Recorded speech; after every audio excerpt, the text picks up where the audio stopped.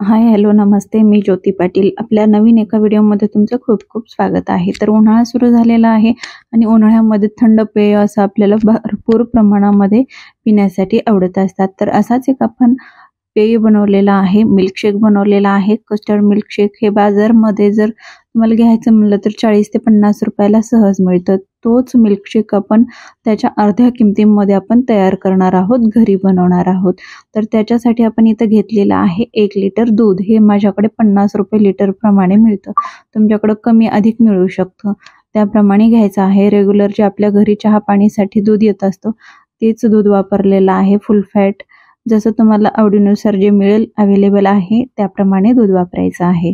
तुमच्या आवडीनुसार दुधाचा जो रेट आहे त्या दुधाचा आपण वापर करायचा आहे.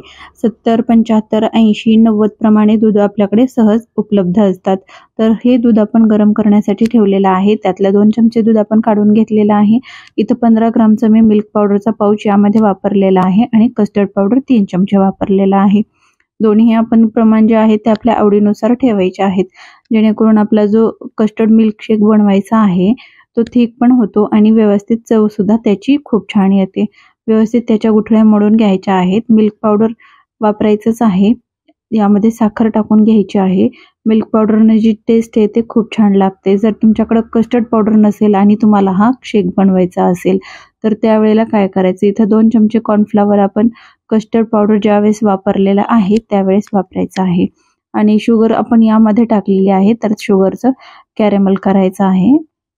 त्यानंतर यामध्ये वापरायचे आहे, म्हणजे त्याचा कलर सुद्धा बदलेल, चव सुद्धा वाढेल आणि आपला मिल्कशेक जो आहे खूप सुंदर आणि टेस्टी सुद्धा होईल. तर या पद्धतीने आपल्याला हे थोडा वेळ शिजवून घ्यायचं आहे. जास्त वेळ लागत नाही, अगदी 15 मिनिटांमध्ये हा तयार होतो. थंड करून घ्यायचं व्यवस्थित शिजवून झाल्यानंतर आणि फ्रीजमध्ये ठेवून द्यायचं आहे. बघू शकता इथं उकळी आलेली आहे. व्यवस्थित त्याचा थिकनेस एवढा आपल्याला ठेवायचा आहे. चमच्यावरती आपण बोट जरी फिरवलं तर ते आपल्याला घट्टपणा दिसायला हवा. या पद्धतीने आता हे आपल्याला 1 ते 1.5 तासासाठी थंड करून ठेवायचं आहे. फ्रीजमध्ये तुम्ही ठेवलात तर 2 तास ठेवलात तर खूप थंड छान लागतं पिण्यासाठी. पाहू शकता याचा घट्टपणा किती दाट झालेला आहे. तुम्हाला जर ड्रायफ्रुट्स आवडत असतील याच्यामध्ये पिस्ते, काजू, बदाम तुम्ही आवडीनुसार टाकायचे आहेत. मी प्लेनच बनवलेला आहे. माझ्या मुलांना जास्त ड्रायफ्रूट यामध्ये वापरलेले आवडत नाहीत. प्लेनच पिण्यासाठी त्यांना आवडतो. तर या पद्धतीने तुम्हालाही या उन्हाळ्यामध्ये जर आवडत असेल तर नक्की करून बघा. वेळ कमी लागतो आणि ग्लासच्या अर्धी किंमतमध्ये आपण बनवून तयार करू शकतो. या व्हिडिओतील माहिती तुम्हाला थोडीही आवडली असेल तर लाईक करा, शेअर करा आणि सबस्क्राईब नक्की करा. Thank you for watching.